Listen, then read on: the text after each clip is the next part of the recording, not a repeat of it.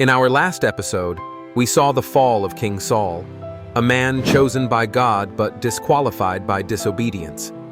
Now, God is ready to raise up a new kind of leader. Not a warrior, not a politician, but a shepherd boy with a heart fully devoted to the Lord. This is the story of David's anointing. God spoke to the prophet Samuel, saying, "How long will you mourn for Saul, since I have rejected him as king over Israel? Fill your horn with oil and go.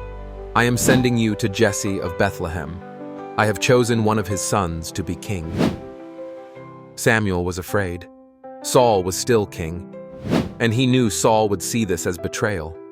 But the Lord gave Samuel a plan. He would go to Bethlehem under the cover of offering a sacrifice. There, Samuel invited Jesse and his sons to the sacrifice. As each son appeared before him, Samuel saw their strength, their stature, and he thought, "Surely this is the Lord's anointed."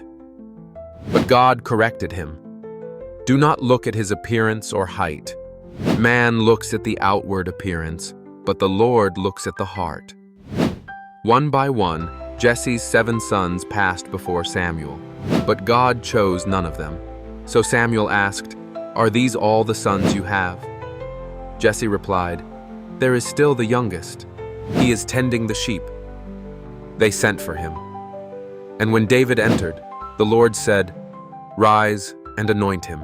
This is the one." Samuel took the horn of oil and anointed David in the presence of his brothers. And from that day on, the Spirit of the Lord came powerfully upon David. David's anointing reminds us that God chooses differently than the world does. He's not impressed by titles or status. He's looking for a heart that truly seeks him. David didn't wear a crown yet.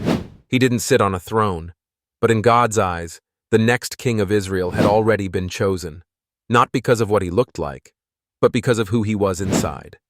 Thank you for watching In God I Trust. Don't forget to like, share, and subscribe for the next story. David and Goliath. Faith that defeats giants. Stay faithful. Stay blessed.